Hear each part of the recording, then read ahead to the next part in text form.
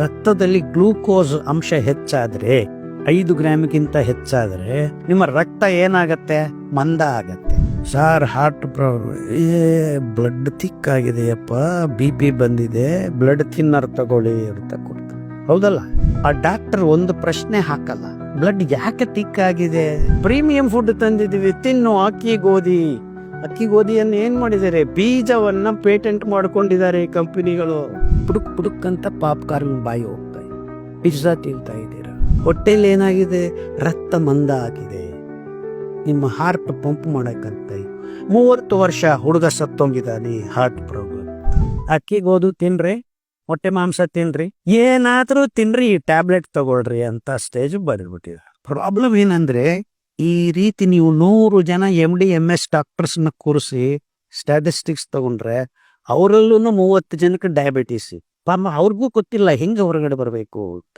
ಏನಾಗಿದೆ ಕಳೆದ 50 ವರ್ಷದಲ್ಲಿ? ಅಕ್ಕಿ ಗೋಧಿ ತಿಂದು ನಮ್ಮ ದೇಹಕ್ಕೆ ರಕ್ತ ಒಳಗಡೆ ಬಿಡುಗಡೆ ಆಗಬೇಕಾಗಿದ್ದ ಗ್ಲೂಕೋಸು ದಾರಿ ನೆರೆ ತರ ಬೆಳೆಸ್ಕೊಂಡ್ಬಿಟ್ಟಿದೆ. ಅಂದ್ರೆ ಅಕ್ಕಿ ತಿಂದಾಗ, ನೀವು ಈ ಬಿಳಿ ಅಕ್ಕಿ ತಿಂದಾಗ ನಿಮ್ಮ ರಕ್ತದಲ್ಲಿ ಬಿಡುಗಡೆ ಆಗಬೇಕಾಗಿದ್ದ ಗ್ಲೂಕೋಸು ನಿಧಾನವಾಗಿ ಬರಬೇಕು.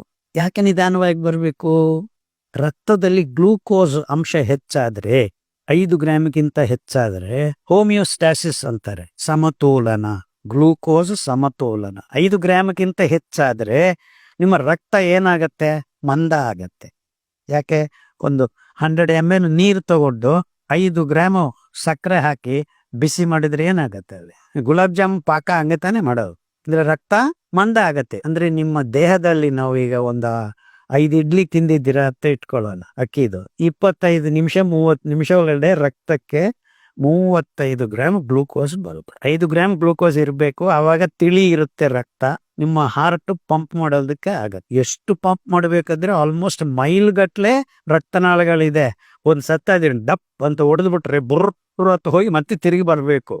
ಕಿಡ್ನಿ ಹತ್ರನೋ ಇಲ್ಲ ಯಕೃತ್ ಹತ್ರನೋ ಇಲ್ಲ ಲಂಗ್ಸ್ ಹತ್ರ ಬರಬೇಕು. ಕ್ಲೀನ್ ಆಗ್ಬೇಕಲ್ಲ. ಕ್ಲೀನ್ ಆದ್ಮೇಲೆ ಮತ್ತೆ ಹಾರ್ಟ್ಗೆ ಹೋಗುತ್ತೆ. ಇಷ್ಟೆಲ್ಲ ನಡಿಬೇಕು ಅಂದ್ರೆ ನಿಮ್ಮ ರಕ್ತ ತಿಳಿಯಾಗಿರ್ಬೇಕು. ಈಗ ಏನ್ ಮಾಡಿದಿರ ನೀವು? 5 ಗ್ರಾಮ್ ಇರಬೇಕಾಗಿದ್ದು ಗ್ಲೂಕೋಸ್ ಎಷ್ಟು ಮಾಡಿದೀರಾ? 35 ಮಾಡಿದೀರ. ಅಷ್ಟೇ ಸಾಲದು. ಒಂದು ಗುಲಾಬ್ ಜಾಮೂನ್ ತಿನ್ನೋಣ, ಅದಾದ್ಮೇಲೆ ಒಂದಿಷ್ಟು ಕಾಫಿ ಕುಡಿಯೋಣ, ಎಲ್ಲ ಸೇರಿ ಒಟ್ಟಾರೆ 50 ಗ್ರಾಮ್ ಬಿದ್ದಿದೆ, ಸಾಕಾಯ್ತು. ಸೊ ನಿಮ್ಮ ಅಂಗಗಳಲ್ಲಿ ಯಾವುದಕ್ಕೆ ಮೊದಲನೇ ತೊಂದರೆ? ಈಗ heart. Sir heart problem, blood thick ಆಗಿದೆಯಪ್ಪ, BP ಬಂದಿದೆ, ಬ್ಲಡ್ ಥಿನ್ನರ್ ತಗೊಳ್ಳಿ ಅಂತ ಕೊಡ್ತಾರೆ. ಹೌದಲ್ಲ? ಬ್ಲಡ್ ಥಿನ್ನರ್ ತಾನೇ ಕೊಡೋದು. ಆ ಡಾಕ್ಟರ್ ಒಂದು ಪ್ರಶ್ನೆ ಹಾಕಲ್ಲ, ಬ್ಲಡ್ ಯಾಕೆ ಥಿಕ್ ಆಗಿದೆ? ಇಲ್ಲ, ನಮ್ಮ ಹತ್ರ ಟ್ಯಾಬ್ಲೆಟ್ ಕೊಟ್ಟಿದ್ದಾರೆ ತಿನ್ ಮಾಡ್ಕೊಳ್ಳೋದಕ್ಕೆ, ತಗೊಳ್ಳಿ. ಹೌದು ಸರ್, ಹಾಕೊಂಡೆ, ಆರಾಮಾಗಿದ್ದೀನಿ ಸರ್, ತಗೋಪ್ಪ. ಮತ್ತೆ ಗುಲಾಬ್ ಜಾಮೂನ್ ತಿಂದ, ಮತ್ತೆ ತಿಂದ ಸರ್, ಮತ್ತೆ BP ಬರ್ದೆ, ತಗೋ ಟ್ಯಾಬ್ಲೆಟ್. ಸರ್ ಎಷ್ಟು ದಿವಸ ತಗೋಬೇಕು ಸರ್? ಹುಚ್ಚ ಲೈಫ್ನ ಆಗುತ್ತೆ ಅಲ್ವಾ? ಸೊ ನೀವು ಹುಚ್ಚ ಆದ್ರೂ, ನಿಮ್ಮ ಡಾಕ್ಟರ್ ಹುಚ್ಚ ಆದ್ರೂ, ನಿಮ್ಮ ದೇಹ ಹುಚ್ಚದಲ್ಲ. It is trying to help you. ಆ ಹೆಚ್ಚಾಗಿರೋ ಗ್ಲೂಕೋಸ್ ಅನ್ನ ಕಮ್ಮಿ ಮಾಡಿದ್ರೆ ರಕ್ತ ಮಂದ ಕಮ್ಮಿ ಆಗತ್ತೆ ಅಂತ ಕೊಲೆಸ್ಟ್ರಾಲ್ ಆಗಿ ಬದಲಾವಣೆ ಮಾಡುತ್ತೆ, ಟ್ರೈಗ್ಲಿಸರೈಡ್ಸ್ ಆಗಿ ಬದಲಾವಣೆ ಮಾಡುತ್ತೆ, ಗ್ಲೈಕೋಜನ್ ಆಗಿ ಬದಲಾವಣೆ ಮಾಡುತ್ತೆ, ಕೊಪ್ಪಾಗಿ ಪರಿವರ್ತನೆ ಮಾಡುತ್ತೆ, ಎಲ್ಲ ಕಡೆ ತಳ್ಳಕ್ ಶುರು ಮಾಡುತ್ತೆ, ರಕ್ತನಾಳಗಳ ಗೋಡ ಮೇಲೆ ತಳ್ಳಕ್ ಶುರು ಮಾಡುತ್ತೆ. ಈ ಹೃದಯದ ಸುತ್ತಮುತ್ತಲು ಆ ರಕ್ತನಾಳಗಳು ತಿರುವುಗಳಿರೋದ್ರಿಂದ ಆ ಸ್ಪೀಡಾಗಿ ಪ್ರಸಾರ ಆಗ್ತಾ ಇದ್ದಂಗೆ ಡಿಪಾಸಿಟ್ಸ್ ಆಗೋಕ್ ಶುರು ಆಗುತ್ತೆ. ಓ ನೋಡಯ್ಯ, ಆಂಜಿಯೋಪೆಕ್ಟೋರಿಸು ಅಲ್ಲಿ ಬ್ಲಾಕ್ ಆಗಿದೆ, 80% ತನಕ ಆಗಿದೆ, ಬಾಬಾ ನಾಳೆನೆ ಟ್ಯಾಬ್ಲೆಟ್ ಬಿಟ್ಟು ಅಲ್ಲಿಗೆ ಹೋಗಿದ್ದೀವಿ ನೋಡ್ರಪ್ಪ. ಕಾರಣ ಏನು? ನಿಮ್ಮ ರಕ್ತ ಮಂದ ಆಗಿದೆ. Homeostasis of the blood is disturbed by ಹೂಮ್? ಅಕ್ಕಿ ಗೋಧಿ ತಿನ್ನು ಅಂತ ಅಲ್ಲಿ ತಜ್ಞರು ಹೇಳಿದ್ದಾರೆ. ಯಾರು ಹೇಳಿದ್ದಾರೆ? ಪ್ರಿಮಿಟಿವ್ ಫುಡ್ ತಿಂತ ಇದೀಯಾ, ಪ್ರೀಮಿಯಂ ಫುಡ್ ತಂದಿದೀವಿ, ತಿನ್ನು. ಅಕ್ಕಿ ಗೋಧಿಯನ್ನು ಏನ್ ಮಾಡಿದ್ದಾರೆ? ಬೀಜವನ್ನ ಪೇಟೆಂಟ್ ಮಾಡ್ಕೊಂಡಿದ್ದಾರೆ ಈ ಕಂಪನಿಗಳು. ಅಂದ್ರೆ ಪ್ರಪಂಚದಲ್ಲಿ ಎಲ್ಲಿ ಅಕ್ಕಿ ಗೋಧಿ ತಿಂದ್ರು ಈ ಕಂಪನಿಗಳಿಗೆ ನೀವು ಆ ಪೇಟೆಂಟ್ ಮೂಲಕ ರಾಯಲ್ಟಿ ಕೊಡ್ತಾ ಇರಬೇಕು. ಅಂದ್ರೆ ಸಲೀಸಾಗಿ ಎಲ್ಲಂದ್ರೆ ಅಲ್ಲಿ ನಾವು ಬೀಜ ಹಾಕಿ ಬೆಳೆಸ್ಕೊಂಡು ಊಟ ಮಾಡ್ತಾ ಇದ್ದ ದೇಶಗಳೆಲ್ಲಾನು ಈಗ ಕಬ್ಜಾ ಆಗ್ಬಿಟ್ಟಿವೆ ಕಾರ್ಪೊರೇಟೈಸೇಷನ್ ಫುಡ್ ಇಂದ. ಅರ್ಥ ಆಗ್ತಾ ಇದೆಯಾ ಮೋಸ ಇಲ್ಲಿ? ನಾವು ಅಕ್ಕಿ ತಿಂತಾ ಇದ್ವಿ, ನಮ್ಮ ಅಪ್ಪ ಅಕ್ಕಿ ತಿಂತಾ ಇದ್ರು, ನಮ್ಮ ಅಜ್ಜಿ ಅಕ್ಕಿ ತಿಂತಾ ಇದ್ರು. ನಿಮ್ಮ ಅಪ್ಪ ಅಮ್ಮ ಅಜ್ಜಿ ಅವರ ಅಜ್ಜಿ ಅವರ ಅಜ್ಜಿ 4 ಜನರೇಷನ್ಸ್ ಹಿಂದೆ ಅಕ್ಕಿ ಗೋಧಿ ಇರಲಿಲ್ಲ ಭೂಮಿಯಂದಲದ ಮೇಲೆ. ಅಕ್ಕಿ ಇತ್ತು, ಗೋಧಿ ಇತ್ತು, ಬಟ್ ಯಾರು ತಿಂತಾ ಇರ್ಲಿಲ್ಲ. Because it was difficult to grow. ನೀರ್ ಬೇಕು, ತುಂಬಾ ಗೊಬ್ಬರ ಬೇಕು, ಅದೆಲ್ಲ ಒಣಗಿಸೋದು ಯಾರು ಇರಲಿಲ್ಲ. ಯುದ್ಧ, 2ನೇ ಪ್ರಪಂಚ ಯುದ್ಧ ಆದ್ಮೇಲೆ ಆ ಬಾಂಬ್ ಮೆಟೀರಿಯಲ್ ಸೋರಿ ಈ ಗೋಧಿ ಹುಲ್ಲು ಜಾಸ್ತಿ ಬೆಳೆಯೋದನ್ನ ಕಂಡು ಫರ್ಟಿಲೈಸರ್ನ ಮಾಡಿ ಈ ಕಂಪನಿಗಳು ಈ ಗ್ರೀನ್ ರೆವಲ್ಯೂಷನ್ ಅಂತ ಹೆಸರಿನಲ್ಲಿ C3 ಗ್ರಾಸಸ್ ಅಂತಾರೆ ಅಕ್ಕಿ ಗೋಧಿಯನ್ನ.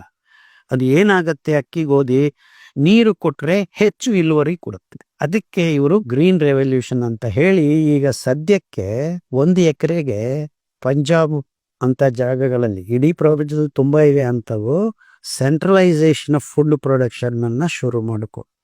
ಎಷ್ಟಾಗಿದೆ ಅಂದ್ರೆ ಈಗ 1 ಎಕರೆಯಲ್ಲಿ 300 kg ಫರ್ಟಿಲೈಸರ್ ಬಳಸ್ತಾರೆ.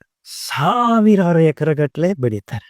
ಡ್ಯಾಮ್ ಕಟ್ರಿ, ನೀರು ಕೆಳಗಡೆ ಬಿಡ್ತೀವಿ. 1 ಎಕರೆ ರೆಡಿ ಮಾಡೋದಕ್ಕೆ ಮಿನಿಮಮ್ 8 ಲಕ್ಷ ಖರ್ಚಾಗತ್ತೆ ಬ್ಯಾಕ್ ಗ್ರೌಂಡ್ ಅಲ್ಲಿ. ಈಗ ನಾನು 30 ಲಕ್ಷ ಎಕರೆಗೆ ನೀರು ಕೊಡ್ತೀವಿ ಅಂತ ಡ್ಯಾಮ್ಗಳನ್ನು ಹಾಕ್ತೀವಿ, ಇದೇ ಪ್ರಗತಿ ಅಂತ ಗವರ್ಮೆಂಟ್ಗಳು $multi-billion ಪ್ರಾಜೆಕ್ಟ್ಸ್ ಅನ್ನ ಅನೌನ್ಸ್ ಮಾಡ್ತಾರೆ. ಆಹಾ ಓಹೋ ಅಂತ ಎಲ್ಲರೂ ಡ್ಯಾಮ್ಗಳು ಕಟ್ಟಿದ್ವಿ ನೋಡ್ರಿ, ಅಕ್ಕಿ ಬೆಳೀರಿ, ಗೋಧಿ ಬೆಳೀರಿ.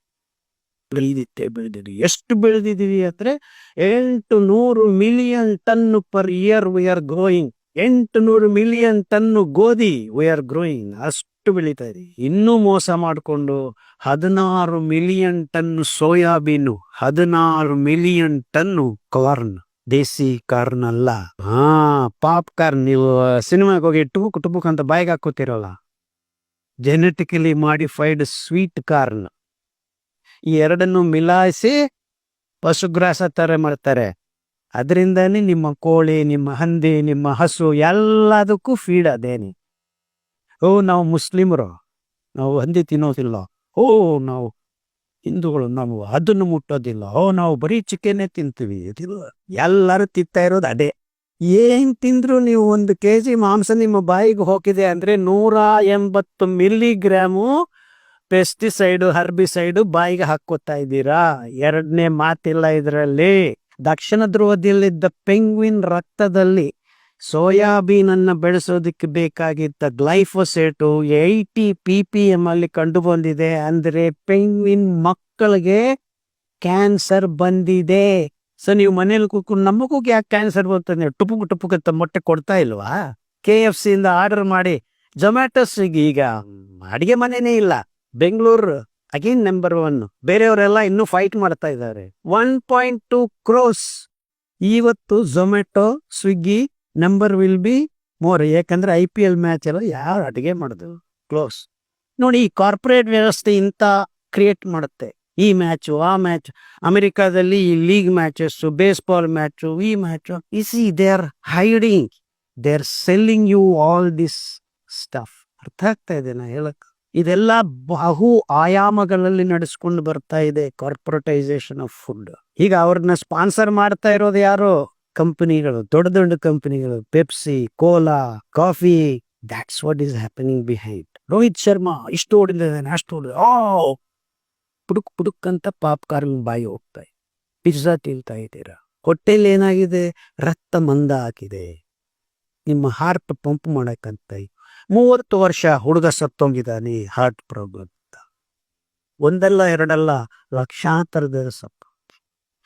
It's all because of what you are eating ಅಂತ ಈ ಡಾಕ್ಟರ್ಗಳು ಹೇಳ್ತಾ ಇಲ್ಲ. Like that brown top millet is greenish tinge, foxtail millet is yellowish tinge, and little millet is almost white, and barnyard millet, ಊದಲು ಅಂತೀವಿ ಕನ್ನಡದಲ್ಲಿ, ಅದು ಸ್ವಲ್ಪ ಮಾಸ್ಲು ಬಣ್ಣ ಥರ ಇರುತ್ತೆ. ಈ 5 ಧಾನ್ಯಗಳು ನಮ್ಮ ದೇಹದಲ್ಲಿದ್ದ ಅಂಗಾಂಗಗಳನ್ನ ಪೌಷ್ಟಿಕಾಂಶಗಳನ್ನ ಕೊಡೋದು ಒಂದು ಕಡೆ ಆದರೆ, ಇಲ್ಲಿ ತನಕ ವೈದ್ಯ ಲೋಕಕ್ಕೆ ಗೊತ್ತಾಗದೆ ಇರೋದು ಏನು ಗೊತ್ತಾಗಲ್ಲ. ಯಾಕಂದ್ರೆ ಅವ್ರಿಗೆ ಈ ಧಾನ್ಯಗಳು ಇದೆ ಅಂತಾನೂ ಗೊತ್ತಿಲ್ಲ.